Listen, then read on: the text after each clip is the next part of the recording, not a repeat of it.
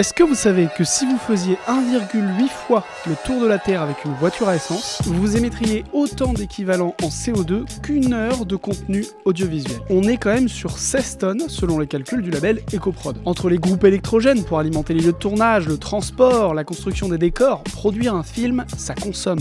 Tiens, je vous donne un exemple. Pour le film Top Gun Maverick, ils ont utilisé des vrais avions de combat pour le tournage de certaines scènes. À Libé, c'est un sujet qui nous intéresse puisqu'on vient de tenir le Climat Libé Tour à Bourges ce week-end du 5 avril pour parler du lien entre la culture et l'écologie. Et à cette occasion, on vous propose de répondre à cette question. Est-ce que c'est possible de faire un film sans polluer? Et pour en parler, je vous propose de discuter avec Manon Biancarelli. Tu es assistante de production chez Bonne Pioche et coordinatrice de démarche éco-production pour les longs métrages. Salut Manon. Et à tes côtés, Pervenche Beurier, tu es délégué général d'EcoProd. Alors EcoProd, c'est le label qui donne des outils, qui forme et qui suit les productions audiovisuelles nationales autour de ces enjeux environnementaux. Ma première question pour vous, elle est directe dans le vif du sujet. Est-ce que réaliser un film, ça tue la planète? Waouh, grosse question, on rentre directement dans le vif du sujet. C'est vrai que tu as déjà un peu répondu à cette question en donnant les chiffres. Oui, produire un film et le diffuser et le regarder sur un certain nombre d'écrans, toujours plus nombreux, plus performants, etc., ça a un impact environnemental très fort. On peut pas dire le contraire. Donc, ça tue la planète, mais il y a quand même, on pourrait dire ça de toute activité humaine. Donc, il faut quand même un peu être responsable, réfléchir, faire les choix intelligents et voilà, simplement produire en prenant en compte les enjeux environnementaux.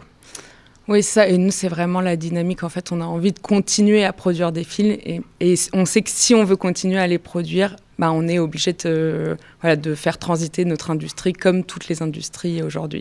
Moi, je voudrais avoir un peu de concret, un peu d'exemples pour comprendre exactement pourquoi un film, ça pollue. Est-ce que déjà, pour commencer, vous avez des exemples de production cinématographique où vous pouvez nous dire, là, il y a tel truc qui a beaucoup pollué, tel élément qui a été particulièrement polluant et qui a été particulièrement impactant d'un point de vue environnemental? En fait, en général, il y a 3 postes principaux qui ressortent sur les productions. C'est en termes de consommation d'énergie, il y a le transport, il y a la construction des décors, il y a la consommation sur le plateau. Et en fait, alors l'industrie est très prototypale, donc d'un projet à l'autre, si on est sur un film historique, évidemment que le décor va beaucoup plus polluer que sur un film, un huis clos qui se passe dans une maison. Donc évidemment, oui, selon les projets et des exemples concrets, nous, par exemple, là, on a produit un film qui s'appelle Le Secret de Khéops. Donc, c'est un film d'aventure. C'est une chasse au trésor dans Paris. Et il y a pas mal de décors à construire.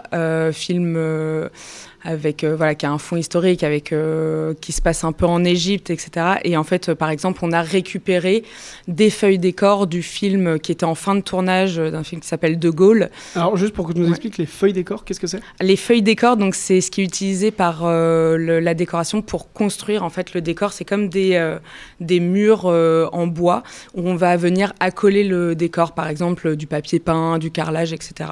Et donc on en utilise quasiment sur tous nos décors. Et en fait, ces feuilles-là peuvent être récupérées si on enlève le papier peint qui a été appliqué.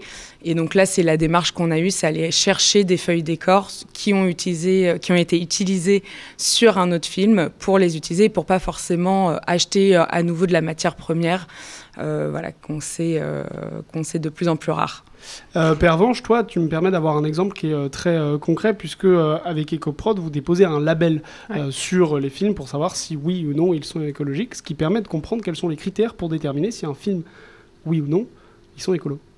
Alors oui, en fait, il faut prendre toute la phase de production du film en compte, c'est-à-dire depuis la phase de la prépa, les repérages, l'écriture, etc., jusqu'à la phase de post-production. C'est vraiment là-dessus qu'est centré le label EcoProd avec ses 80 critères. Souvent, dans un premier temps, on a beaucoup pris en compte les enjeux carbone de l'impact environnemental des films. Et c'est d'ailleurs les chiffres que tu as cités tout de suite, c'est bilan carbone, on pense climat, etc. Il y a quand même l'enjeu sur les ressources naturelles aussi qu'il faut prendre en compte et l'impact sur la biodiversité. J'y pense parce que on était en train de se dire des exemples de films qui avaient eu des impacts très forts. On peut penser par exemple à Apocalypse Now où la forêt originale a été réellement brûlée pour faire des belles images. Donc évidemment, maintenant, maintenant, c'est la scène d'ouverture, hein, c'est une très belle scène d'ailleurs, mais c'est quand même quelque chose qu'on ferait probablement plus maintenant. Donc il y a quand même une évolution dans les façons de faire, évidemment. Mais voilà, donc il y a la dimension carbone, biodiversité, etc. Et donc c'est tous ces aspects qu'il faut prendre en compte pour essayer de limiter l'impact et donc remplir les critères du label EcoProd, si on veut avoir ce label. Ah oui, mais ça, tu vois, je ne savais pas que sur Apocalypse Now, ils avaient vraiment fait brûler une forêt. Mais du coup, ça veut dire qu'il y a des réalisateurs qui devraient... est-ce qu'ils devraient s'interdire de faire certaines choses d'un point de vue environnemental? Est-ce que ça existe déjà aujourd'hui? Alors, les réalisateurs, ils ont toujours une contrainte de toute façon. Ils ont une contrainte financière, ils ont une contrainte matérielle. Donc, ils ont de toute façon des contraintes. La contrainte environnementale, elle s'ajoute, elle devient de plus en plus importante. Mais évidemment, l'idée, c'est pas de brider la créativité. C'est là qu'il faut quand même trouver une ligne intelligente. Et je parle à la fois pour la fiction, mais aussi d'une manière globale pour tout ce qui est audiovisuel. C'est-à-dire que j'étais la dernière fois en interview avec des gens qui font des reportages. On ne va pas interdire aux journalistes de prendre l'avion pour aller filmer l'état du monde à l'autre bout du monde. Enfin, ce serait complètement ridicule. C'est pas ça le but non plus. Donc, il faut évidemment arbitrer. Et l'idée, c'est de prendre en considération systématiquement quand même les enjeux environnementaux quand on peut, au moment de créer, au moment de se lancer dans la production d'un contenu audiovisuel. Ouais, on avait quelqu'un dans le chat, Camillette, qui demandait si Fast and Furious était potentiellement un film qui polluait énormément ou pas. Par essence, de toute façon, les productions hollywoodiennes sont tellement énormes en termes de techniciens, en termes de déplacements, que oui, forcément, elles polluent. Et il y a souvent cet exemple qui ressort, Avatar, c'est le gros paradoxe entre le sujet qui est traité et la réalité en fait, de la fabrication. Même si c'est des projets qui portent des valeurs qui sont hyper intéressantes et de protection de l'écosystème, en fait, par la force des choses, elles auront un impact qui est énorme. Alors, par exemple, sur le cas d'Avatar, James Cameron est un réalisateur qui est quand même très engagé, donc il a réussi, je crois, pour Avatar 2, pour le tournage, à mettre tout le monde sur un régime vegan. Donc, et c'est pas évident de changer l'alimentation des gens sur le tournage. De leur dire vous n'allez pas manger de viande aujourd'hui, c'est très compliqué. Parce que sur un tournage, le régime alimentaire des techniciens ou des gens qui participent au tournage a un impact sur l'impact environnemental du film. Ça, c'est un truc que je savais pas. Ouais, en fait, c'est de la nourriture. Donc, la nourriture a un impact et un repas carné va être beaucoup plus consommateur d'énergie qu'un repas végétarien. Et en fait, c'est une cantine, on a un catering donc, qui vient sur le lieu du tournage et qui va nourrir tous les jours 100 à 200 personnes. Donc oui, ça a un impact, c'est pas le plus important, mais on voit quand même que c'est quand on arrive à convaincre les techniciens du régime alimentaire, d'un régime alimentaire plus sobre, en fait, on voit que ça a quand même un effet sur la sensibilisation et sur l'adhésion à la démarche. Donc, c'est des choses qui n'ont pas forcément beaucoup d'impact carbone, mais qui vont avoir un vrai effet d'adhésion. Sur cette question des super-productions hollywoodiennes, ça pose quand même une question est-ce qu'on a vraiment besoin de super-productions comme ça qui polluent énormément? Alors, on en a besoin, en tout cas, d'un point de vue économique et financier, puisque c'est ce qui finance aussi les plus petites productions, en tout cas dans le système de financement français. Et là, ça interroge vraiment la liberté de création, donc c'est une pente un peu glissante. Ce qui est sûr, c'est que oui, il y a un impact plus fort. Là, j'étais en train de regarder les chiffres. Tu citais tout à l'heure le chiffre de 16 tonnes équivalent CO2 pour une heure de production, grosso modo en France, d'après nos chiffres établis par EcoProd. Pour une grosse production, c'est plutôt autour de 3000 tonnes. Donc, on passe de 16 à 3000 pour une grosse production américaine en moyenne. C'est des chiffres qui sont publiés par l'équivalent, enfin par leur association locale sur ces sujets. Donc, on est quand même avec des ordres de grandeur très différents et ça dépend évidemment du type de film. Donc sur la question du besoin, on nous répond aussi parfois que oui, ces films polluent peut-être plus, mais ils touchent plus de spectateurs. Alors ça démultiplie encore plus l'impact environnemental puisque plus de spectateurs, donc du streaming, etc., des écrans derrière pour regarder. Mais si on fait après au nombre de spectateurs qui regardent le film, à ce moment-là, on diminue. Donc il y a presque une philosophie dans la façon de compter qui est intéressante à interroger. Tout ça, c'est un petit peu de la glose théorique, je dirais, mais et finalement, quand même, le but, c'est quand même de faire baisser l'impact global de toute l'industrie, quelle qu'elle soit. Mais donc, nous, on s'intéresse à l'industrie audiovisuelle pour rester dans les objectifs des accords de Paris. Et donc, qu'on compte par téléspectateur, par spectateur ou quoi, ça ne règle pas la question. Il faut de toute façon savoir d'où on part et vers où on veut aller, quoi. Il y a une question dans le chat, c'est Camillette qui nous ramène au gigantesque incendie qui a ravagé malheureusement Los Angeles. Et en fait, cet événement me pose une question, est-ce que les réalisateurs, face à des événements comme ça, au fil du temps, vous avez remarqué qu'ils sont plus ou moins impactés et conscients des enjeux environnementaux dans la production de leurs films ? On touche encore le côté artistique, en fait. S'il y en a qui vont être touchés et qui veulent raconter des histoires qui concernent ces sujets-là, alors que ça soit directement ou indirectement. Après, je pense qu'il y en a de plus en plus, effectivement, qui s'intéressent à la question. Et moi, je vois, on lit beaucoup de scénarios, beaucoup de projets, on en reçoit énormément. Et forcément, étant donné que c'est un problème sociétal aujourd'hui et que ça concerne tout le monde, que c'est systémique, on en reçoit de plus en plus. Voilà. Après, les réalisateurs qui veulent pas traiter de ce genre de sujet et qui sont vachement dans la comédie, est-ce qu'ils vont changer leur manière de réaliser, leur manière de produire et de créer ? Je suis pas sûre à 100%. Je voudrais rentrer de nouveau un peu dans le concret, dans comment est-ce qu'on fait pour moins polluer au sein d'un film. Tu as évoqué un peu, Manon, l'enjeu des décors, etc. Est-ce qu'il y a d'autres secteurs qui permettent de faire des économies en termes de émissions carbone, etc., que ce soit le transport, comment on alimente un tournage? Est-ce que vous pouvez nous expliquer un peu tout ça? Oui, alors, ce qui a généralement le plus d'impact sur un tournage, c'est la dimension, c'est le transport. Et selon le film en question, les décors et tout ce qui est matériel. Donc c'est vraiment les deux postes qu'il faut essayer de cibler. Le transport, c'est quelque chose qu'on ne voit pas à l'écran, donc c'est assez facile d'embarquer les équipes, assez facile, et ça demande quand même une organisation, etc., évidemment, hein, mais on embarque assez facilement les équipes artistiques, en tout cas, sur le fait de limiter les vols, mutualiser le covoiturage, etc., les mobilités d'ours. Dans le label EcoProd, par exemple, on interdit les jets privés, c'est-à-dire qu'on ne peut pas dire qu'un film reçoit le label EcoProd si les gens se sont déplacés, y compris les comédiens, les acteurs un peu stars, en jet privé, parce que c'est juste pas compatible. Donc, et c'est pas grave, on peut quand même tourner et ne pas avoir le label EcoProd dans ce cas-là, mais ne prétendons pas être éco-responsable s'il y a eu des jets privés sur le tournage. C'est ça le message. Et c'est le cas pour un certain nombre de critères. Donc la partie transport est très importante.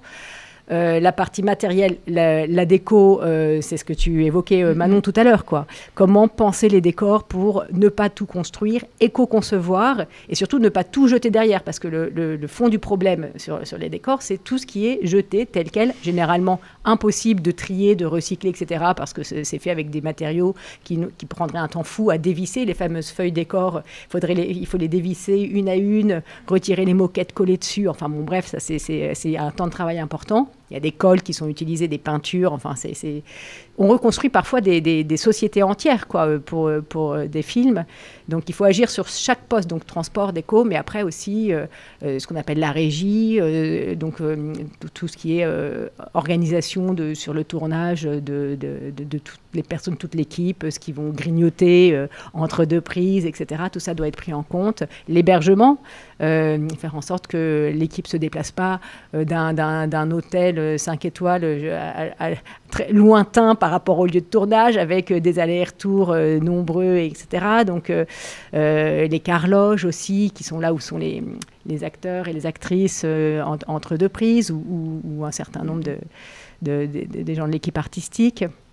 Donc, il y a beaucoup de leviers d'action. C'est vraiment, il faut penser à chaque aspect, quoi. Toi, Manon, en termes de logistique, comment est-ce que toi, c'est ce que je disais au début, donc tu es assistante de production chez Bonne Pioche, coordonnatrice démarche d'éco-production, comment est-ce que tu organises les tournages, quand tu participes à organiser les tournages pour qu'ils soient plus écolos? C'est quoi tes techniques? Alors, les techniques, c'est de préparer le plus en amont possible. Et ça, c'est la vraie clé. En fait, on a un moment qu'on appelle la préparation, donc ça va être 2 mois avant le tournage, où on va commencer à recruter les équipes techniques et notamment les chefs de poste. Donc on va avoir le chef costumier, le chef décorateur, le chef régisseur, enfin le régisseur général. Et là, l'idée, c'est en fait d'avoir déjà le triptyque, ce qu'on appelle un peu le triptyque gagnant, le noyau dur pour que la démarche, elle soit concrète et qu'elle aille jusqu'au bout. C'est l'engagement de la production, du directeur de production et de la réalisation. Hyper important. Après, on va essayer de convaincre les chefs de poste qui gèrent leurs équipes, qui vont eux-mêmes convaincre leurs techniciens. Alors, il y a plein de fois où il y a des démarches qui sont plus bottom-up et qui viennent directement des techniciens. Mais voilà, si on veut mettre vraiment en place une démarche concrète et efficace, en fait, c'est vraiment prendre l'amont. Et par exemple, sur la logistique, il faut, dès le début, dès que le régisseur général arrive, se mettre d'accord sur le fait qu'on va essayer de faire du covoiturage entre départements, qu'on va mettre en avant les transports en commun quand c'est possible, qu'on va essayer de trouver des logements qui sont proches des décors pour former une sorte de camp de base, en fait, et pour éviter les multiples déplacements qu'il peut avoir tout au long d'un tournage qui dure... Enfin, il n'y a pas de moyenne, mais nous, on fait des tournages souvent qui durent 8 semaines. Donc, en fait, c'est énorme, 100-200 personnes qui se déplacent pendant 8 semaines pour aller à chaque fois dans leur logement, passer d'un décor à l'autre, etc. Voilà. Et je pense qu'il y a une mesure, alors là, c'est plus sur l'énergie. Mais non, il y a un film où on a vraiment mis en place une démarche qui est hyper ambitieuse et je pense que c'est la démarche la plus ambitieuse qu'on ait mis en place, nous, pour le moment. C'était sur le film de Nicolas Vanier, C'est le monde à l'envers. Et l'idée, c'était vraiment de faire un tournage sans recours direct aux énergies fossiles sur le plateau. Donc, ça veut dire supprimer tous les véhicules thermiques et supprimer aussi tous les groupes électrogènes qu'on utilise pour faire marcher le plateau. Et ça implique en fait, peut-être qu'on en reparlera après, mais ça implique en fait beaucoup de choses. Ça paraît simple comme ça et en fait ça entraîne, tout le tournage a un écosystème, tout est lié, donc ça a des répercussions assez grosses. Ouais, notamment ça doit coûter une blinde. C'est la grosse question, mais Ecoprod a financé une étude. Oui, on a essayé surtout d'estimer les coûts. Mais justement, je crois que sur le cas que tu évoquais, ça avait coûté cher pour les véhicules en fait, électriques, c'est ça ? L'étude montre que ça coûte entre 0% et 1% du budget d'un film. Donc, effectivement, ça peut ne rien coûter. Ça peut même faire faire des économies dans certains cas si on est sur de la réutilisation, sur du réemploi. Sur les décors, quand tu réutilises un Exactement. décor, ça coûte. Il faut le stocker, le transporter, mais parfois, vérifier qu'il convient toujours à l'artistique. Enfin, c'est quand même. Mais dans certaines situations, on peut récupérer des choses gratuitement, fonctionner par le don, aller chez Maüs pour les costumes, etc.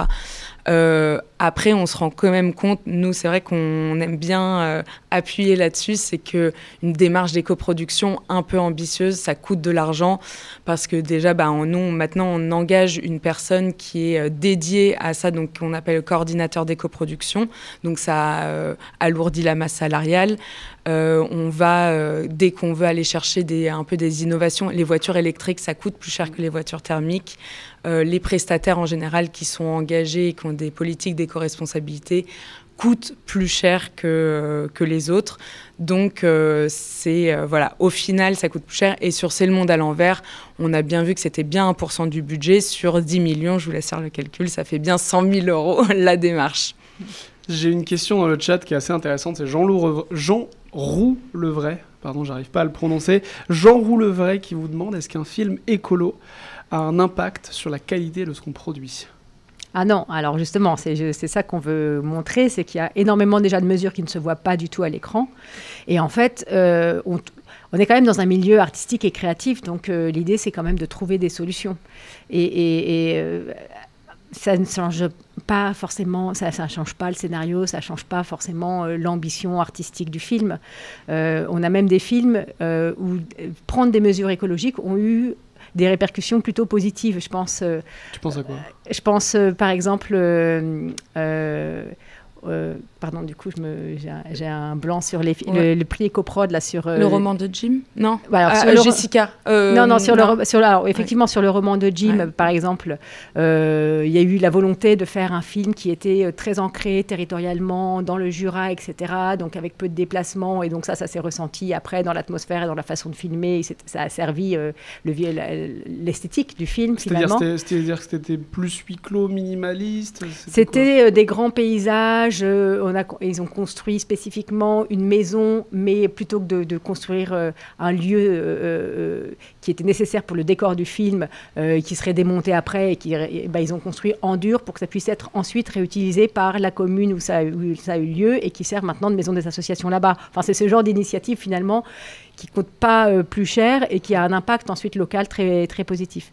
Et à l'image, dans le film auquel je pensais, c'est par exemple Zone of Interest, donc qui se passe vraiment sur Auschwitz. Et l'idée du réalisateur, ça a été de filmer tout en lumière naturelle ou autant que possible pour ne pas esthétiser les camps de la mort, quoi, grosso modo. Donc il y a parfois une adéquation en plus qui tombe bien, mais c'est pas des films low cost. C'est vraiment pas ça l'idée, quoi. En fait, j'ai l'impression que dans ce que tu me dis, les films qui sont les moins polluants, c'est les films minimalistes. C'est sûr que si tu prends un Seigneur des Anneaux où ils ont 14 lieux de tournage partout dans le monde par rapport à, 12 hommes en colère qui est dans un huis clos dans une seule même pièce, forcément c'est plus écolo, c'est ça ? Oui, et minimaliste et quand même, de fait, on observe un parallélisme entre les courbes de bilan carbone et les courbes budgétaires. C'est-à-dire que, généralement, plus le film coûte cher, plus l'impact carbone est important. Même si, pour faire une démarche de coproduction, il faut aussi augmenter parfois un peu le budget. En tout cas, nous, ce qu'on disait dans cette histoire de budget, c'est que ça fait apparaître des nouvelles lignes budgétaires, notamment les postes de coordinateur ou de coordinatrice des coproductions, etc., le tri des déchets, etc. Ce sont des nouvelles lignes qui apparaissent.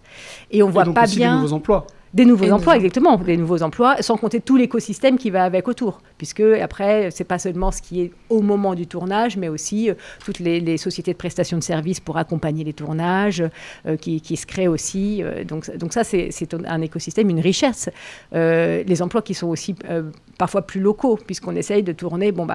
Idéalement, quand on va tourner dans les Outre-mer, etc., l'idée, c'est d'avoir une équipe locale plutôt que d'embarquer systématiquement toute l'équipe sur place. Enfin, donc, il y a cette notion d'ancrer localement les tournages aussi, c'est important et c'est bon pour l'emploi. Mais l'idée, après, c'est pas d'uniformiser, en fait, c'est ce qu'on produit. Et, donc, il y a des films qui, par essence, sont... très consommateur et qui va avoir un impact environnemental plus fort. L'idée, c'est de réduire cet impact. En gros, tu es en train de me dire que toi, tu n'aurais pas dit à Tom Cruise ne filme pas dans des vrais avions de chasse. Peut-être si, que je lui aurais dit maintenant, il y a des technologies qui existent, comme les écrans LED, et qui permettent d'avoir des images assez géniales et hyper réalistes. Après, il y a tout un problème aussi sur ces nouveaux écrans LED. On a du mal à estimer aujourd'hui leur vrai impact, mais on a plutôt l'impression que sur des choses comme ça, ça va être moins consommateur de faire apparaître sur un écran LED que de le tourner en vrai. On va revenir un peu sur tous ces enjeux autour des innovations technologiques qui vous aident aussi à faire des tournages moins polluants. Mais avant, j'ai quelques questions dans le chat. Notamment, on a été suivi, je le relève, par Boulon 72 600, Noir 13 et KI 645E qui viennent aussi pour nous poser des questions. Alors, je vois qu'il y a plusieurs questions, mais je voudrais déjà en prendre une. C'est Jean Roux-Levray de nouveau qui vous demande si votre initiative trouve un écho auprès des réalisateurs ou réalisatrices dans le cinéma français. Est-ce que vous avez des exemples ?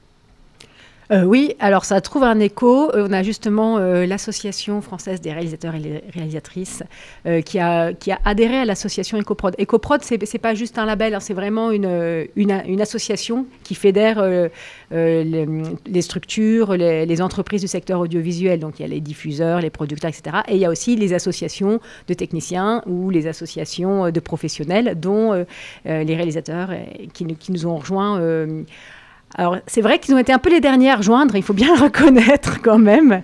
Mais voilà, c'est fait, ils sont là, ils sont présents. On vient de sortir un guide, on va sortir à Cannes un guide justement sur les enjeux d'éco-production et de réalisation, alors qu'on avait sorti des guides préalablement sur la post-production, vraiment sur sur l'éco-production en général et pas spécifiquement sur la partie réalisation. Mais voilà, on y est. Et donc, chaque année, on récompense aussi, donc pour dire qu'il y a des réalisateurs qui sont impliqués, on remet un prix EcoProd à Cannes avec l'idée de prouver qu'on peut être sélectionné dans le Festival de Cannes, donc avoir un film ambitieux, en tout cas qui n'est pas du tout considéré comme low cost, qui a une vraie ambition artistique et qui est sélectionné dans le plus grand festival et le plus prestigieux festival du monde, et qui a quand même mis en place une démarche écologique très forte, très importante, en mobilisant l'intégralité de son équipe. Et chaque année, on a quand même...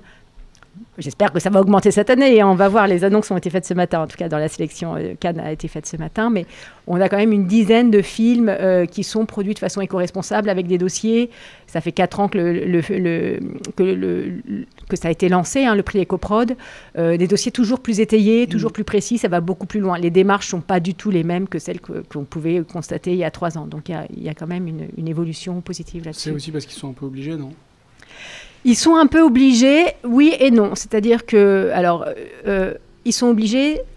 Pour l'instant, l'obligation, elle est quand même assez légère. C'est-à-dire qu'il y a le Centre national du cinéma, le CNC, qui demande pour octroyer les subventions un bilan carbone. Donc c'est très bien parce que faire un bilan carbone, ça mobilise, ça oblige à faire un bilan carbone d'un film. C'est quand même un gros boulot de relever chaque poste d'émissions carbone, de dire on a eu tant de personnes qui se sont déplacées avec tel type de véhicule, on a eu tant de repas végétariens versus tant de repas carnés, etc. Donc c'est un gros boulot. Et donc ça a vraiment, en termes de sensibilisation des équipes, c'est important. Néanmoins, pour l'instant, il n'y a pas de limite, c'est-à-dire qu'on a ces subventions quel que soit le bilan carbone qui est présenté. Donc, oui, il faut faire son bilan carbone. Non, on n'est pas empêché d'avoir un film qui a un impact carbone et on sera quand même subventionné par des fonds publics, quel que soit le bilan carbone. Vous l'avez vu, j'ai été rejoint à ma gauche, à ma droite pour vous par Johanna Salézé. Salut Johanna. Bonjour à tous, bonjour à toutes. Et puis bonjour à nos invités aussi. Bonjour. Johanna, je vais juste te présenter. Donc, tu es journaliste de formation, tu as commencé ta carrière d'humoriste en 2020, tu as été sélectionné par le réputé Point Virgule. Tu as joué au Montreux Comédie Pop-Up et au Caustic Comedy Club de Genève. Tu diffuses des chroniques sur la RTS Couleur 3 et tu es tous les samedis 17h15 au Théâtre du Lieu à Paris. Théâtre Le Lieu, pardon, à Paris. Alors c'est le Théâtre Le Lieu, ouais, rue Trévise. Et tu vas nous proposer, en fait, ce que tu vas nous présenter. Je te laisse la parole. Je vais vous faire un petit quiz humour sur donc le sujet qui nous intéresse aujourd'hui, à savoir la culture. Blague à part, moi quand on m'a contacté pour faire ça, on m'a dit le thème qui était genre show must go on. Moi je pensais que vu que c'était quand même le climat Libétour, que c'était chaud, mais CHAUD. Vraiment. Et je me suis dit, oui, je crois que c'est le projet jusqu'en 2050. Je crois que... Parce qu'apparemment, après, on meurt de chaud. Donc, puis on m'a dit, non, c'est l'anglais, show, spectacle, culture. Je disais, ah oui. Je suis premier degré quand il s'agit de climat. C'est ce qui me permet de me maintenir à température. Donc, nous allons commencer ce petit quiz.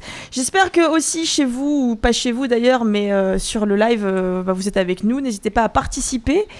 Ça nous fera plaisir. Alors, on commence par le fameux chiffre. Franchement, lâchez-vous. N'ayez pas peur de la mauvaise réponse. Vous allez voir, il y a des sacrés pièges dans ce petit chiffre. Alors, c'est parti. Combien d'émissions de CO2 a généré la culture en France en 2024 ? Est-ce que c'est petit A ? Autant que la Bolivie. Est-ce que c'est petit B ? Autant qu'Elon Musk. Ou est-ce que c'est petit C, autant qu'en voyage d'Elon Musk en Bolivie? C'est pas mal. Attends, je vous avais dit, il y a de gros pièges. Je dirais la A. Autant que la Bolivie. Ça paraît beaucoup. Là, c'est la culture Elon Musk, comment tu le calcules? C'est ça le truc. Est-ce qu'on prend le parc Tesla? Ah oui, est-ce que c'est personnel? Est-ce que c'est lié à ses activités? Est-ce que ce quiz est moi, personnel? Est-ce qu'il est à charge? Alors, dans le chat, les gens sont plutôt à te répondre la réponse A ou la réponse B. Donc ils sont un petit peu, peu mi-figue. Ouais, et je peux comprendre. Alors en fait, c'est le bilan carbone, on va dire, de la vie d'Elon Musk. C'est-à-dire, peut-être pas depuis sa naissance, mais on va dire sur l'année, une année d'Elon Musk. Qu'est-ce que c'est? 10 enfants compris. Allez, moi j'y vais sur le B. Très bien. Moi j'y vais, j'aimerais bien savoir juste comment tu as calculé l'impact d'Elon Musk. Alors écoutez, roulement de tambour, mesdames et messieurs, c'est parti. La réponse est... Autant que la Bolivie, mesdames et messieurs, autant que la Bolivie, 12 millions de tonnes de CO2. Alors, bon, en fait, pour la petite histoire, j'ai pris la Bolivie, j'aurais aussi pu prendre la Lettonie. Okay. Je trouvais ça moins glamour. Non, parce que la Lettonie aussi, c'est 12 millions de CO2 chaque année. Alors après, rien ne nous indique que Elon Musk n'a jamais été en Bolivie. Sans doute que pour lui, la Bolivie, c'est en attendant Mars. Et là, ce sera bien sûr beaucoup plus élevé. Alors, on y retourne. 368 000 kilos de CO2, c'est le bilan carbone des spectateurs d'un concert d'Indochine au Zénith de Rouen. J'aime quand on est précis. B, le bilan carbone des contrebasses qui peuvent enfin prendre la SNCF. Ah, ça y est. Écoutez, en voilà une bonne nouvelle. Ou C, l'hélicoptère de Nicolas Hulot. Et je parle bien de la machine. Non, parce que concernant Nicolas Hulot, c'est vrai qu'il n'a pas fait l'hélicoptère qu'à Ushuaïa. C'est pour ça que... Réponse A encore. C'est non, mais voilà, je me dois de préciser. Moi aussi j'aurais dit la réponse A. La réponse A. Et dans le chat aussi. Tout le monde est aligné. Alors attention, roulement de tambour. La réponse est la réponse A. Effectivement, Indochine, 8000 personnes. Alors, c'est entre 50 et 200 tonnes de CO2. C'est vrai que l'écart est assez grand, mais ça va dépendre de quoi cet égard? Ça va dépendre de comment se déplacent les gens. Ouais. Peut-être aussi, je sais pas moi, ce qu'ils consomment pendant le concert. Ouais. Peut-être aussi l'habillage technique, etc. du concert. Mais surtout, quelque chose à prendre en compte, c'est la coupe de cheveux de Nicolas Sirkis, qui peut quand même faire varier pas mal. On peut prendre 100 tonnes dans la tête selon la couleur. Donc c'est un fait important à souligner. Ensuite, quelle est l'empreinte carbone de la Joconde en 2024 ? Est-ce que c'est A, 4 millions de tonnes, parce qu'il y a beaucoup d'influenceurs qui se prennent en photo devant. Ah oui. Est-ce que c'est B, 12 millions de tonnes, parce qu'il y a des reproductions de merde qui se font, mais à l'échelle mondiale. Ou est-ce que c'est C, 0, parce que finalement la peinture est déjà faite, et depuis quelques siècles déjà. Qu'est-ce qu'on en pense ? Les différentes réponses sont possibles. C'est vrai que tout est possible. Est-ce qu'on impute le déplacement des influenceurs juste à la Joconde ou au Louvre plus leur achat de reproduction de merde après. Oui, parce qu'en fait, effectivement, il y a quand même... c'est-à-dire qu'on peut prendre l'avion pour aller au Louvre, mais on peut ne pas se prendre en photo devant, mais... acheter une carte postale assez naze. Surtout que maintenant, il la pimpe un peu, quoi. Elle peut avoir des lunettes, elle peut avoir un petit béret, un petit... Manon, qu'est-ce que tu dis, toi ? J'aurais dit, je sais pas, la B, je l'aime bien.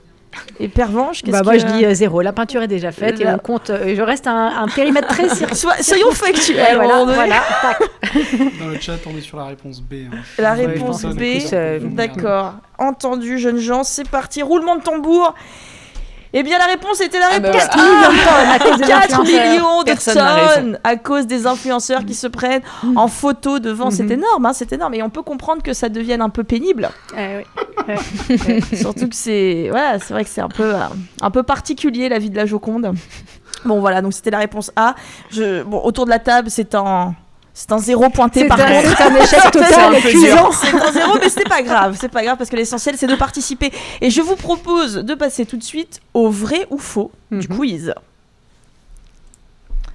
Quel est le plus grand regret de Steven Spielberg ?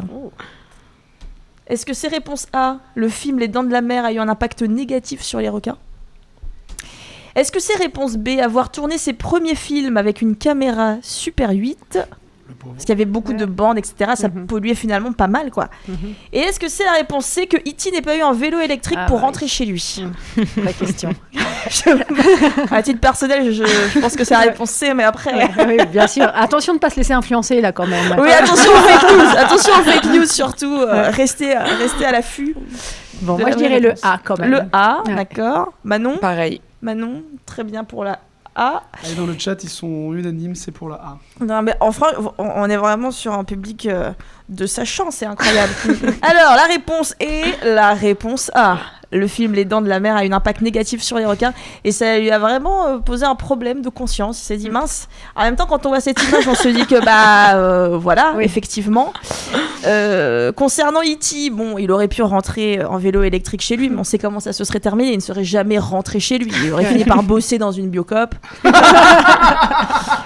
en vendant des navets et des routes à baga. Et puis après quelques années, il serait rentré chez lui grâce au gaz. Bon.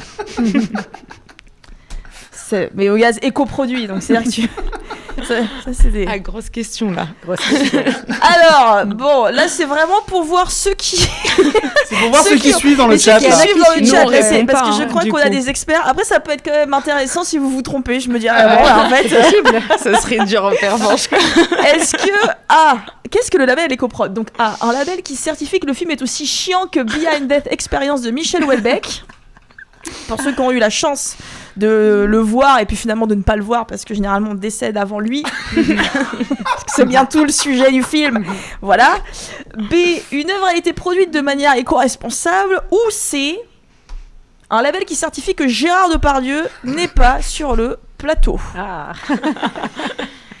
Ça fait pas partie des critères. Ça faisait pas partie des... Peut-être que vous allez le rajouter, je ne sais pas. Voilà. Ça va dépendre peut-être du jugement.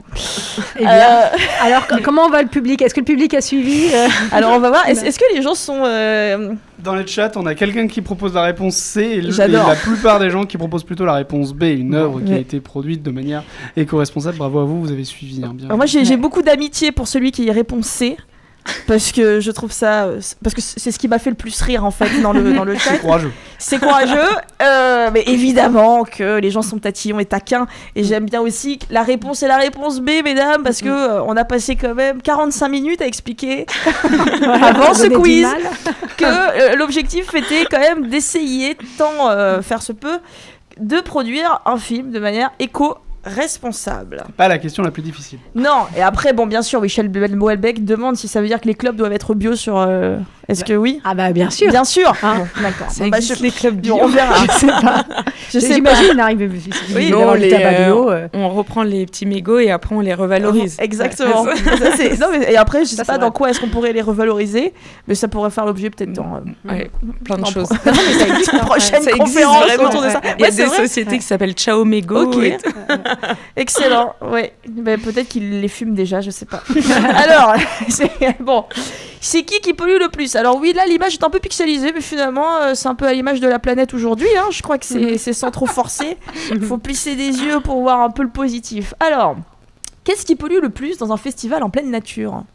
Mesdames, et vous, sur le live ? Réponse A, la cocaïne. Réponse B, les éco-cups abandonnés et récupérés par les gens sobres qui pourront, eux, rentrer en taxi. Ou réponse C, la drogue contenue dans les pipis des festivaliers. Retort, le quiz. C'est un festival de quoi ? Alors, on imagine un festival un Musique peu, classique. Oui, de musique classique. Là, on est que sur des contrebasses qui ont pris la SNCF. Hein, vraiment. C'est très important de garder ça en tête. Ouais. Donc la réponse C, moi je dirais. La réponse C, Manon réponse C aussi sur Ah le oui, live. alors après, ça dépend si attendez. tu prends la cocaïne avec toute la production, etc. oui. Tout le cycle de vie de la cocaïne. Tout le c'est cycle ça. de vie, tout c'est un le quiz rempli de cycle de pièges. vie. Ouais, Ouais, ouais, mais c'est toujours, quel périmètre on prend, quoi. Donc, Et la B aussi, c'est très polluant, les éco-cups. Oui, mais elles sont récupérées. Ouais, mais elles c'est dorment dit. après dans des placards, on le sait très bien. On On a tous C'est vrai qu'elle 40. permet de Oui, payer le d'accord. taxi, mais Ouais. qu'est-ce qui se passe après ? Oui, on ne sait pas ce qu'elles deviennent derrière. Si Ouais. elles sont réutilisées sur le festival d'après, etc. Ouais. quoi. Qu'est-ce qui se passe sur Twitch? Dans le chat, on est mitigé entre la réponse A et la réponse B. Et Gauche of Tsushima, je ne sais pas prononcer ton pseudo, nous dit que c'est dur. C'est dur. Mais la vie est dure. On est totalement d'accord, c'est hyper compliqué. Elle est pas simple. Bon. Est-ce que vous voulez... Allez, il faut qu'on parte sur quelque chose. On peut pas comme ça se... Moi, je vais dire la cocaïne. Allez, on part sur la cocaïne. On est full coke chez Libé. Un festival. Est-ce que sur Twitch, on est full coke aussi chez vous Pour l'instant, sur Twitch, ils sont encore mitigés entre la A et la B. Bon, écoutez, moi, je pense que nous allons trancher de suite. La réponse est donc la réponse C. Ah oui. Et voilà. Et c'est la drogue dans les pipis des festivaliers qui pollue le plus. D'accord. Est-ce que ce qu'il faut savoir, c'est qu'en festival, il y a donc que avec la pas cocaïne. que des contrebasses qui viennent avec la SNCF, il n'y a pas que de la cocaïne, il y a aussi le reste. Mais sur un festival entre 150 000 personnes et 200 000 personnes, le taux qui a été analysé dans les rivières de MDMA présent dans l'eau, ça n'a été que la MDMA, mais dans la MDMA, il y a aussi la cocaïne, etc. Et 104 fois supérieur à un taux normal. 104 fois, c'est absolument énorme. Et voici d'ailleurs la preuve, nous avons trouvé une anguille qui n'a pas dormi depuis 4 jours. C'est vrai qu'elle a pas l'air bien. Elle a pas l'air de savoir vraiment comment elle s'appelle. On rigole beaucoup. Hein. Alors, on passe à l'autre partie du quiz qui s'appelle Qui a dit? Est-ce qu'on est prêt? Ouais, on est prêt. Chez vous, vous êtes prêts? Alibé, on est prêt. Et Zébardi. La culture, c'est comme la confiture. Moins on en a, plus on l'étale. Qui a dit cette magnifique phrase? Est-ce que c'est Bonne Maman, avec une tartine un tout petit peu pixelisée qui a pris cher? Est-ce que c'est Françoise Sagan, qui a aussi une clope? Qui a aussi une cigarette. Bon, là, je crois que malheureusement, ça date des années 70-80. Donc, je pense qu'elle n'est pas éco-conçue, quoi. Ou réponse C, la calvitie de Fabien Barthez. La Françoise Sagan, hein. Oui, par élimination en fait. J'aurais adoré que quelqu'un dise la confiture. Est-ce que quelqu'un dit la confiture dans le live ou pas? Non, il y a des gens qui parlent de Pierrot, je ne sais pas pourquoi, mais tout le monde reste sur Françoise Sagan dans le live. J'aurais bien aimé, moi, que quelqu'un parle de la calvitie de Fabien Barthez pour ses talents footballistiques. Oui, mais je pense... mais après, on fait comme on peut avec ce qu'on a. Il avait un beau ballon. Oui. Allez, j'enchaîne. Donc, réponse. Écoutez, sans surprise, réponse A, la culture, c'est comme la confiture. Moins on en a, plus on l'étale, de Françoise Sagan, qui sans doute a dû avoir l'idée de cette phrase au petit-déj.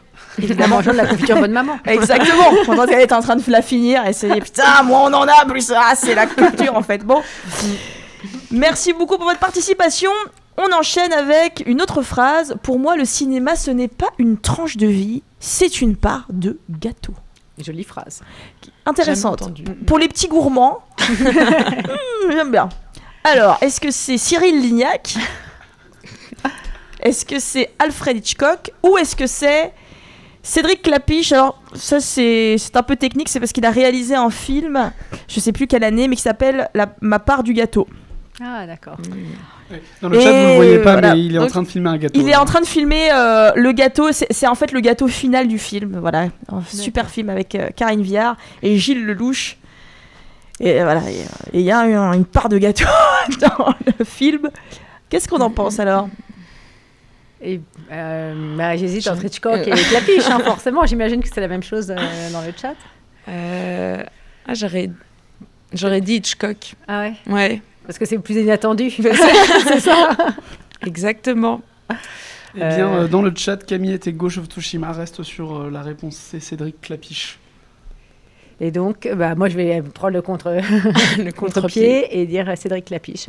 D'accord. Et donc, Manon? Hitchcock, moi j'ai dit. Hitchcock.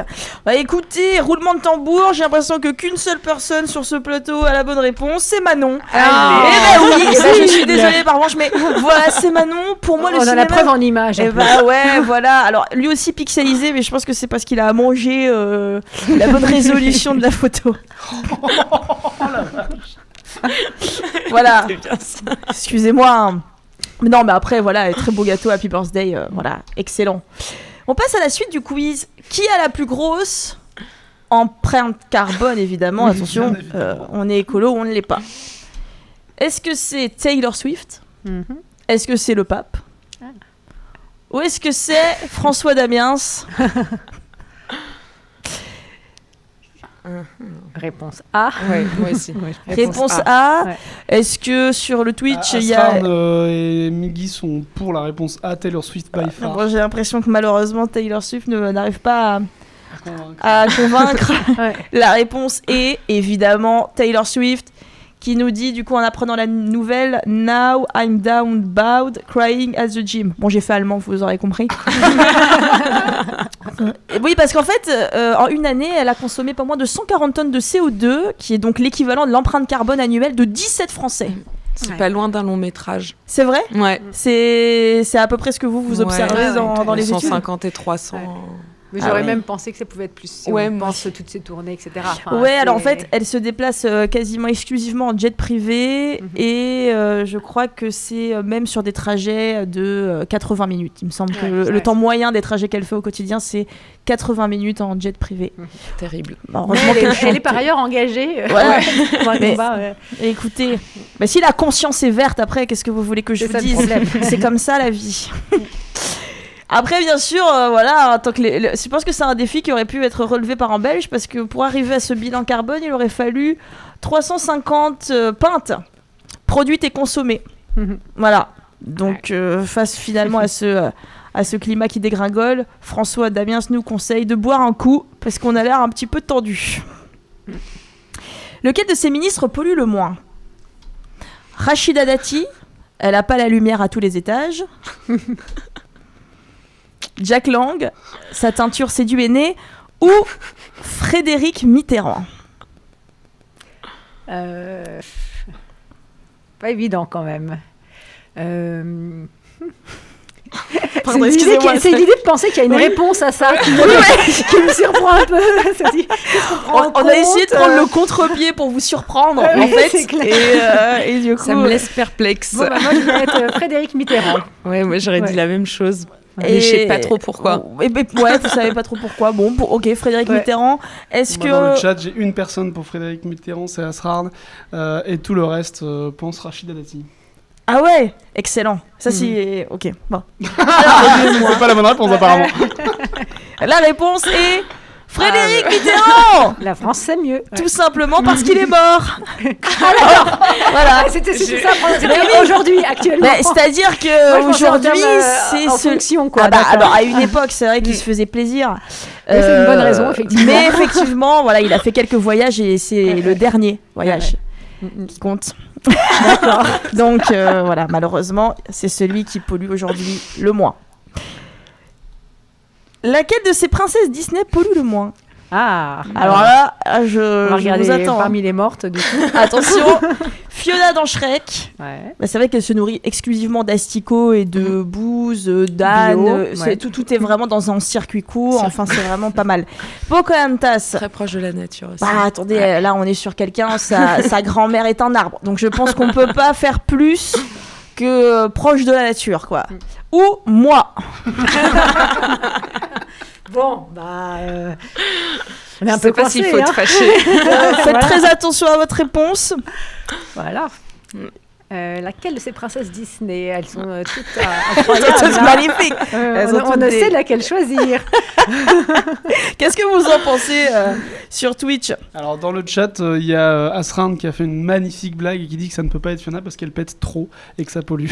C'est vrai que c'est très Le beau. méthane, bien ouais. vu. En termes de méthane, effectivement, elle peut être hors game. Très pertinent. Bon, bah, Pocahontas, alors moi, ça m'a convaincu. Hein, Ok. Moi j'aurais dit toi parce qu'on t'a moins regardé, il y a eu moins de consommateurs. Puis là, on voit que j'utilise pas d'anti-cerne, quoi. Donc, c'est vraiment bio au niveau de la peau, ouais.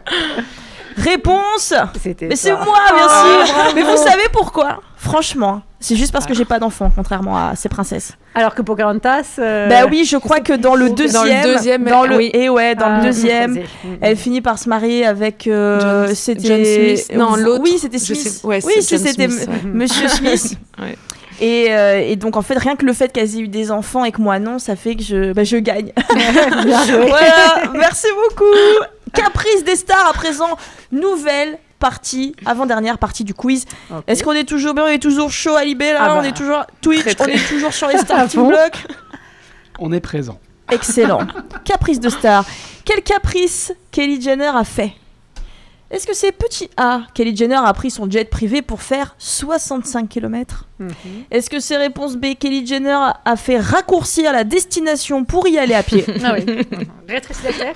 Et est-ce que ça est réponse C, Kylie Jenner ne marche pas, elle se fait porter sur un fauteuil par ses disciples? D'accord. Façon à bras raccourcis. Ouais, non, mais c'est compliqué d'être une star. Hein. Bah, je dirais la A. Hein. La réponse A. Sachant Sur qu'elle Twitch, devait faire ouais. 30 km pour aller à l'aéroport et 30 pour revenir, donc c'était dommage. Oui, et puis c'est vrai que peut-être c'était un peu lourd aussi à porter tout ça, donc bon. Dans le chat, ils sont plutôt sur la A, mais Asra dit que la C aurait été cool. C'est vrai que la C aurait été marrante. Ouais. Un petit remake un peu de Reine Cléopâtre Mais ou je crois quoi. que c'est Maria Carey qui a une personne à qui elle donne ses chewing-gums sales. Ah, d'accord. le jeter. Voilà. Bon, alors ceci dit, c'est assez écolo parce qu'elle les met pas par terre. Exactement. Donc on peut saluer. C'est pour ça que je le mettais en œuvre. Ah ouais, la je démarche. trouve ça Belle intéressant. démarche. Ouais. Belle- Non, mais belle les gens sont démarche. impliqués quand même. Hein. Non mais il y a des gens qui Ouais. sont là pour le climat. Je prends juste un petit message dans le chat. C'est Nathalie qui nous a lancé un raid, qui nous a envoyé ses quelques viewers sur le stream de Libé. Donc merci beaucoup Nathalie, on te fait des bisous. Merci Nathalie, Merci, on Nathalie. vous embrasse et on espère que vous avez la bonne réponse pour le chat qui arrive. Et c'était la réponse A, évidemment. Voilà, personne n'est dupe. Kylie Jenner a pris son jet privé pour faire 65 km. C'est pas beaucoup. Ouais, Et c'est pas beaucoup, c'est quand même pas dommage. mais quand c'est même dommage. beaucoup en J'aime bilan le carbone. Tu décolles, tu atterris. Ensuite, quel caprice de star Nicole Kidman a fait? Est-ce que Nicole Kidman a, petit A donc, s'est fait livrer 40 bouteilles d'évian en jet privé chaque mois? Ouais. Parce qu'elle adore l'évian. Ouais. Nicole Kidman a une piscine remplie d'évian pour ne pas dessécher sa peau. Qu'elle a rempli avec les 40 bouteilles. Exactement. Ou c'est Nicole Kidman se lave les cheveux uniquement avec de l'évian. Ah, intéressant aussi. Ouais, et Les vous- trois sont terribles. Alors les trois sont terribles et Non, il y a c'est pas une la bonne piscine, quand réponse. même. Non, je pense pas. Il y a une bonne réponse là-dedans. Enfin, quelle que soit la bonne réponse, c'est assez dingue hein, quand même. Et la bonne réponse est effectivement assez folle. Moi, je Assez dirais dommage. la A. La A. Bon, bah moi je dis la C, mais à chaque fois, du coup, je... On peut dire la même chose. Hein. Donc, Ah bah non, sinon c'est pour le jeu, quoi. alors, donc Elle se lave Manon les cheveux A, avec de l'évian. Pervenche C, et dans le Twitch, Et les gens sont plutôt pour la réponse A. 40 bouteilles d'évian. Par mois, ça fait pas beaucoup. c'est vrai qu'elle boit peut-être peu. Fait peut-être de la rétention d'eau, on ne sait pas. En tout cas, d'eau. La rétention d'eau d'évian, quand même. Putain. Alors, roulement de tambouret, c'était la réponse C. Ah, Bravo, Pervenche, Ah. c'était la réponse C. Nicole Kidman se lave les cheveux uniquement avec de l'évian. Le- Et je crois qu'effectivement, un shampoing peut faire dans les 40 bouteilles selon les soins qu'elle met. Ah ouais. Voilà. Le problème, c'est que maintenant, ça va donner l'idée à tout le monde de faire pareil en se disant ah bah moi aussi, je vais faire. On peut faire ça. Est-ce donc, que vous êtes en train de dire que je contribue au système? Merci pour cette info. Écoutez, non mais ne Faut peut-être mettre reproduisez les petits pas. sous-titres, ouais. c'est mal. Non, Ah, c'est ne pas mal. reproduire chez soi. C'est mal, c'est Ne mal. consommez pas de l'évian pour vous laver les cheveux. C'est Ou alors très mal. déménager à Evian et lavez-vous Ah les ben cheveux à voilà. Evian. Bah alors ça, du aurait coup, du sens. ce serait vraiment la solution qu'on pourrait suggérer à Nicole Kidman. Mais oui. Un petit déménagement à Evian. Tout Par contre, simplement. elle prend pas son jet privé pour y aller. Hein. Ouais. Non, bah non. Non, en train. En train. Quel caprice de star Tom Cruise a fait? Alors, est-ce que Tom Cruise a, petit A, mangé des aliments exclusivement taillés sur mesure pour sa bouche? Non, on ne sait pas. Hein, ces gens ne sont pas dans notre sphère. Est-ce qu'il porte des caleçons et des chaussettes taillées sur mesure? Ça, Ou c'est possible. est-ce qu'il porte des sous-vêtements réalisés uniquement en peau de dragon de Komodo? Ah oui.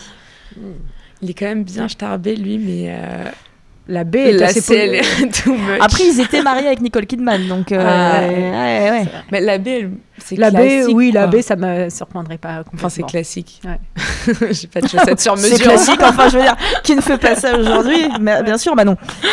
Qu'est-ce qui se passe sur Dans le le live? chat, ils sont plutôt pour la B aussi. Ouais. Ouais, bon, écoutez, roulement de tambour, et c'était la B. J'ai J'aurais tellement sur évidemment, mesure, ouais, c'était pas Après, mal. c'est bonne ce idée. genre de sous-vêtements. Ouais. Ouais, je trouve que le dernier petit picot là, au niveau de. Super bien placé. Il est bien. C'est vraiment C'est une, divin. une belle puissance virile, quoi. En tout cas, voilà. Donc, voilà, c'est ce genre de sous-vêtements qu'il porte. Et pour terminer ce magnifique quiz, je vous propose les 2 unes que Libération n'a pas faites. Est-ce qu'on pourrait le dire comme ça? On va le dire comme ça. La première, c'est le remake de La Belle et le Clochard. La une pour le décès de Jean-Marie Le Pen. Ah. C'était vraiment le 8 janvier 2025? Tu as gardé la bonne date ou pas? Oui. Bravo. Non, attendez, on est professionnels ou on l'est pas à un moment donné. Hein. Donc La Belle et le Clochard. Et la petite dernière qui m'a fait beaucoup rire, c'est donc Netflix and Chill entre le président Macron et le président algérien. On sait que les relations internationales en ce moment sont un petit peu tendues entre ces 2 pays, mais peut-être que Netflix pourra les réconcilier.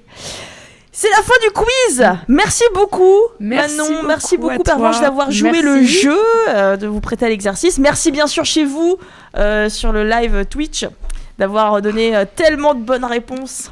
J'espère que ça vous a plu. Merci beaucoup Johanna, je le rappelle, tu es tous les samedis à 17h15 au théâtre Le Lieu à Paris. Ce que je refais ta bio, tu as été sélectionné par le réputé Point Virgule. Tu as joué au Montreux Comédie Pop-Up et au Caustic Comedy Club de Genève. Et en plus, sachez-le, elle diffuse ses chroniques sur la RTS Couleur 3. Et je rajoute que j'ai raté 5 fois mon permis de conduire. Et du coup, donc je fais que du vélo parce que je n'ai jamais eu le permis. Donc n'hésitez pas à venir voir quelqu'un qui pédale. Voilà, bref, je sais pas comment conclure ce truc, mais voilà, n'hésitez pas. Et merci encore beaucoup pour la participation. Et on a gagné quoi du coup? Bah écoutez, une reconnaissance éternelle, des places pour le spectacle si vous avez envie de venir, et un bon moment de bonheur. J'espère que cette présence humoristique de Johanna vous a fait plaisir. Est-ce que ça vous a plu à vous Manon et Pervenche? Ça va? Ah bah je trouvais ça super et j'ai appris plein de choses en plus. Non, c'était vraiment génial et c'est toujours super de pouvoir rigoler de choses qui sont en fait pas très drôles et, et ça fait du bien. Je vais pouvoir rebondir grâce à ce quiz parce que y avait une séquence caprice de stars et ça rebondit avec notre sujet puisqu'en fait moi je me demande est-ce que les stars qui participent au film sont sensibles aux questions écologiques et où est-ce que vous vous trouvez avec des gens qui vous bouffent une quantité de carbone absolument monumentale par le transport, par les jets privés? Alors, c'est vrai que c'est un peu ce qu'on entend, disons, une dimension un peu sociale finalement sur tout ce qu'on peut mettre en place en termes d'éco-production qui est porté par les équipes techniques et quand même assez important. Et ça peut être complètement démotivant et même relativisé si les stars ne sont pas inclus dans cette démarche. Parce que évidemment, un vol en avion, ça pèse beaucoup plus que le tri, que d'avoir une table régie avec des aliments en vrac, par exemple, en termes d'impact carbone et d'impact environnemental globalement. Donc c'est important d'avoir en tête les échelles et que les stars suivent le mouvement. Ouais. Mais parce que juste concrètement, c'est quoi l'impact carbone d'une star sur un film? Qu'est-ce qu'elle va avoir comme impact carbone très concrètement? C'est les transports. C'est vrai qu'avant, alors ça se voit de moins en moins, mais ça se voit encore beaucoup, les acteurs prenaient énormément l'avion, même en vol interne. Donc maintenant, on essaye de leur faire accepter de prendre le train. Même parfois on les oblige, sinon on s'est fixé aussi des lignes de conduite. Il y a les carloges. C'est très très consommateur, donc maintenant on essaye d'avoir des camps de base, d'éviter aussi toute la climatisation. Parfois ils ont des demandes très particulières, je sais pas, alimentaires, ils veulent leurs bouteilles plastiques. Enfin c'est des impacts moindres, mais je dirais surtout les transports et les carloges. Et les impacts moindres, ils ont quand même une symbolique forte, donc ça peut démotiver aussi l'ensemble de l'équipe. C'est ça aussi qui est Mais je trouve qu'on remarque quand même que donc chez les acteurs plus jeunes, le sujet est beaucoup plus facile à amener parce que en fait, c'est des gens qui sont déjà sensibilisés dans leur vie privée. Les acteurs moins jeunes, donc quand je dis moins jeunes, c'est 50, 60 ans. C'est vrai qu'en général, c'est plus compliqué. Ils ont l'habitude d'avoir un confort assez précis. Voilà, donc c'est en général plus difficile, mais nous, on a des super exemples positifs. Par exemple, je pense à Clovis Cornillac. On a fait un film qui s'appelle Les Têtes givrées de Stéphane Caz. Et lui, il a pris l'habitude d'aller sur le décor du film tous les jours à vélo. Donc c'est aussi des acteurs qui peuvent pousser et forcément c'est des images qui restent dans une équipe. Ça pose une question autour de à quel point les acteurs du secteur, donc là je ne parle pas des acteurs, les stars, mais plutôt tous les gens qui travaillent dans le secteur du cinéma, sont sensibles aux questions que vous portez. C'est qui les plus difficiles à convaincre d'adopter une démarche écologique sur un plateau ? Je pense que ça reste quand même l'équipe artistique et en particulier les stars potentielles ou les comédiens et les comédiennes, quoi. Je pense que c'est... Mais parce que aussi pendant longtemps, en fait, moi, j'ai remarqué que pendant longtemps, on les mettait même pas au courant, en fait, qu'il y avait des démarches d'éco-production. On considérait que c'était l'histoire de la production et de l'équipe technique et que eux, on devait les protéger, en fait, d'un truc de toute façon qui arrive. Ils habitent sur la même planète que nous. Et en fait, nous, on s'en est rendu compte. On a dit, mais maintenant, en fait, il faut arrêter de protéger, il faut arrêter d'accepter. Et ça veut dire prévenir les agents. Donc, ça passe quand même pas mal par les agents. C'est leur envoyer les plans d'action, leur envoyer les points de sensibilisation et leur demander de faire des efforts dans une certaine mesure. Je vais prendre une question dans le chat de D'accord qu'il avait posée avant le quiz et qui par ailleurs remercie Johanna pour le quiz, donc merci à toi D'accord d'avoir apprécié, et qui se pose une question autour des films d'animation. C'est des films qui nécessitent des heures de temps de rendu d'image sur des render frames. Quand on voit Flow, une fable écolo oscarisée, les rendus en temps réel sans compositing, etc. Bref, il y a énormément d'impact des films d'animation sur l'environnement, des émissions carbone, etc. Est-ce qu'on peut faire des films d'animation plus écolo ?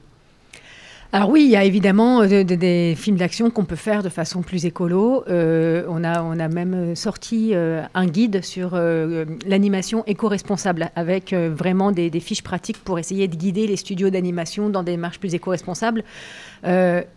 Il y a plusieurs leviers d'action. Il y a tout l'aspect, déjà, le studio en tant que tel, l'infrastructure. Comment est-ce qu'on fait en sorte pour optimiser les machines, pour limiter la clim, parce qu'il faut refroidir aussi les machines. Donc, il y a vraiment tout le côté infrastructure qui est très important. Il y a évidemment l'aspect équipe. C'est comment est-ce que l'équipe se rend au studio, etc. L'organisation d'une équipe, ça, c'est le lieu de travail, je dirais, normal. Et après, quand on rentre plus spécifiquement dans la façon de produire l'animation, là aussi, il y a des leviers d'action selon le type d'animation qu'on met en place. Donc, pour même aussi parfois faire du réemploi d'assets, etc. Mais voilà, c'est identifié. Et alors après, il y a des questions qui ne sont pas encore très claires. Il faut aller creuser encore et faire de la recherche et des études encore plus poussées là-dessus. On s'y attelle. Mais sur toute la question de l'intelligence artificielle, évidemment, puisqu'on utilise de plus en plus d'intelligence artificielle dans l'animation, mais d'une manière plus globale, dans le secteur de l'audiovisuel ou de la culture. Très largement partout, mais c'est vrai qu'il y a le fait d'utiliser davantage l'intelligence artificielle. C'est toute la pollution numérique au sens large qui va avec. Il y a des effets rebonds très forts, c'est-à-dire qu'on peut faire plus d'essais, de tentatives. On teste des choses qu'on n'aurait pas forcément eu le temps de tester si on l'avait fait selon des procédés un peu plus anciens parfois. Donc l'impact est vraiment croissant. Et dans le même temps, pour rester sur cette question de post-production, est-ce que c'est quelque chose que vous passez au crible ? Donc tout ce qui est, une fois que le film est tourné, faut le monter, faut faire beaucoup de choses. Est-ce que c'est quelque chose que vous, à EcoProd, vous passez au crible ? Oui, c'est exactement la même question que pour le studio d'animation, grosso modo, et les effets spéciaux, la post-prod, c'est de la pollution numérique. Donc, quelle est la taille des fichiers, le stockage, Et alors, le plus gros impact, ça reste quand même beaucoup les machines. Les machines, le fait de devoir son parc informatique, le renouveler, etc. Et ça, c'est des enjeux très matériels. On rentre vite dans la spécificité métier en se disant comment il faut que je change ma façon de faire en termes de post-production, etc. Mais déjà, pensons rien qu'autour de soi, son ordinateur, quoi. Enfin, il y a aussi cet aspect-là qu'il faut prendre en compte.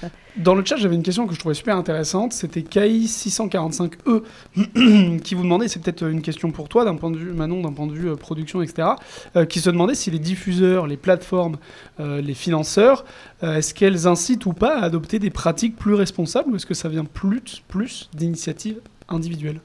Au début, c'est venu beaucoup d'initiatives individuelles. sur les tournages. Et au fur et à mesure, les diffuseurs se sont quand même positionnés. Et maintenant, on a des obligations ou des incitations fortes des diffuseurs. Je pense à Canal+, M6, où on doit suivre le label EcoProd. Voilà, donc si. Après, il n'y a pas forcément de contrepartie financière pour le moment. Ouais. En tout cas, ils disent que c'est de la négociation, c'est du cas par cas. C'est-à-dire voilà. Qu'en fait, comme tu dis, que pour comprendre un petit peu le circuit, il y a le diffuseur, etc., qui vous impose, entre guillemets, d'avoir une démarche écologique alors que ça coûte plus cher, mais qui ne vous paye pas pour, quoi. Ouais, alors on a d'abord l'obligation du CNC de fournir un bilan carbone prévisionnel et effectif. Et après, selon les diffuseurs avec lesquels on travaille, on va devoir essayer d'aller chercher tel ou tel label. Le label EcoProd est souvent celui cité. Effectivement, quand c'est une obligation de moyens, pas de résultats, hein, on n'est pas obligé de l'avoir. Mais c'est vrai qu'à partir du moment où on va chercher un label, on se plonge dedans, où il y a plein de critères, effectivement, en fait, il y a des choses à mettre en place si on veut le faire bien et ça coûte de l'argent. Voilà, donc c'est toujours un peu le petit souci, nous, qu'on trouve. Après, nous, on le fait chez Bonne Pioche. C'est vraiment dans l'ADN de Bonne Pioche, en fait. Donc, on le fait pas par obligation, on le fait par conscience. Mais c'est vrai que c'est encore un sujet, le sujet financier est toujours un peu central. Mais le CNC a fait une pré-annonce d'une annonce à Cannes. Voilà, potentiellement, nous aurons des petites aides financières bientôt. J'ai vu une autre question que je trouve intéressante dans le chat, c'est où en est la France par rapport aux autres pays. Est-ce que nous, en France, notre cinéma est plus écolo que d'autres productions, d'autres pays ? Alors, c'est évidemment lié à la réglementation. Je pense aussi que se pose beaucoup cette question. Donc, effectivement, il y a la réglementation côté Centre national du cinéma. Et au niveau européen, il y a aussi des obligations des grands groupes de faire des rapports pour montrer quelles ont été les politiques RSE, donc de responsabilité sociale et environnementale qui ont été mises en place. D'où, effectivement, la demande de grands groupes côté en bourse ou pas d'ailleurs, hein, mais passer une certaine taille, de demander que les productions soient labellisées ou soient inscrites dans une démarche éco-responsable. Donc là-dessus, on est un peu dans ces obligations, en tout cas au niveau européen, pour les pays qui retranscrivent les directives environnementales. Donc on n'est pas encore complètement tous à égalité en termes d'obligations au sein de l'Union européenne. Après, évidemment, c'est très disparate avec le reste du monde. Donc on n'est pas soumis aux mêmes obligations. En France, on est plutôt en avance puisqu'on a retranscrit les directives, on a des incitations. Donc, le cadre réglementaire est quand même précis, incitatif. Je dirais presque qu'il y a une volonté assez générale quand même au niveau des entreprises de s'y mettre. Après, il faut les accompagner, il y a la question des finances, etc. Mais il n'y a plus de résistance par principe, je dirais, d'aller vers un cinéma plus écologique. Dans les pays un peu similaires, en Allemagne par exemple, maintenant, les productions doivent systématiquement cocher 21 critères écologiques pour pouvoir pour pouvoir être financés. En Grande-Bretagne aussi, il y a aussi un système, une association qui est très similaire à EcoProd, qui est aussi portée par les diffuseurs et les producteurs pour rendre obligatoire une certification pour que les productions soient éco-produites pour pouvoir être diffusées par exemple sur la BBC, etc. Donc il y a quand même des mesures similaires qui se trouvent dans les pays proches de la France. Mais c'est à peu près tout. Là-dessus, vous avez fait un tour d'Europe. Ouais, avant moi de venir travailler chez Bonne Pioche, en fait, j'ai fondé un projet avec deux amis qui s'appelle Nausicaa pour un cinéma durable. Et justement, donc l'idée, c'était d'aller voir un peu tout ce qui se mettait en place en termes de réglementation, de solutions, d'innovation en France et en Europe. Donc, on a voyagé pendant 6 mois en France et en Europe, évidemment en train. Et on a quand même, c'est tout à fait vrai ce que tu as dit, Pervenche. Peut-être pour compléter, nous, on a vu une vraie différence entre les pays du Nord et les pays du Sud, quand même, qui sont moins en avance sur la réglementation et par la force des choses, du coup, sur les productions, les prestataires de l'écosystème du cinéma. Voilà. Avant de terminer notre discussion, j'ai une dernière question. Pervenche, Manon, est-ce que tout est beau sous le soleil ? Est-ce que en France, le bilan carbone de nos productions cinématographiques est tellement excellent qu'en fait, ce qu'on fait déjà, ça fonctionne super bien et c'est génial et tout est beau sous le soleil? Ou est-ce qu'il y a encore des choses à faire? Et il y a encore énormément de choses à faire, mais on est très très loin du compte, puisque de toute façon, avec la croissance de l'impact du numérique, on va plutôt dans le mauvais sens quand même. Donc voilà, on va pousser les choses dans le bon sens, évidemment. Il faut accompagner et la réglementation et les gens sur le terrain, etc. Il faut que tout le monde s'y mette, mais on est très loin du compte, oui, fondamentalement. Et non, mais c'est vrai qu'il y a un truc un peu anxiogène, c'est que en fait on fait de plus en plus d'efforts, mais le bilan est de pire en pire. Et c'est vrai que moi, je sais que j'ai besoin de positivité et pour la garder, je trouve, c'est de se dire, en fait, ces démarches d'éco-production et d'éco-socioproduction, c'est vrai qu'on n'en a pas trop parlé, mais maintenant on essaie aussi d'avoir des vraies démarches d'inclusivité, de parité, etc. Et en fait, c'est des challenges assez incroyables. Ça change nos manières de travailler, ça change nos rapports aux techniciens, aux diffuseurs, aux producteurs, et c'est vrai que c'est assez stimulant. Et voilà, donc on essaye de garder la pêche avec ça, quoi. Qu'est-ce qu'on peut faire en France encore pour que ça se passe mieux, pour qu'on soit encore plus éco-responsable dans la production de nos films? Là, c'est toujours... moi, j'ai l'impression qu'il faut les deux leviers, qu'il faut à la fois la contrainte, quand même, qui est un cadre réglementaire et qui est accepté quand c'est la même chose pour tout le monde. Donc, finalement, si c'est la même chose, s'il y a une stabilité dans la réglementation, qu'on ne change pas aussi tous les 2 ans, et si elle est anticipée, si c'est la même chose pour tout le monde, elle est quand même globalement acceptée. Et l'autre aspect, évidemment, c'est la finance, les finances vertes, tout ce qui est, je dirais, un peu plus la carotte. Donc, favoriser les éco-bonus, ne donner des subventions que quand les films sont réellement vertueux, etc. Et un autre aspect, je trouve, dans ce côté mobilisateur, c'est qu'il ne faut pas oublier qu'on est dans une industrie de création qui permet de toucher, d'émouvoir les publics, et c'est vraiment l'autre face d'une même pièce. Donc c'est là aussi où cette industrie a une responsabilité particulièrement forte, ou le secteur de la culture en général. Merci beaucoup Manon et Pervenche pour tous vos éclairages. Merci d'avoir suivi ce stream, à vous dans le chat, j'espère que ça vous a plu. Si ça vous a plu, n'hésitez pas bien sûr à suivre la chaîne Twitch de Libération, c'est extrêmement important. Allez vous abonner sur la chaîne YouTube, sur les réseaux sociaux, Insta, etc. où vous retrouvez des extraits et la rediffusion totale de ce stream ainsi que plein d'autres vidéos. Et surtout bien sûr, abonnez-vous à Libération, c'est extrêmement important, c'est là que le combat continue. Je vous souhaite une bonne fin de journée et à bientôt. Merci encore. Merci beaucoup. Merci. Au revoir.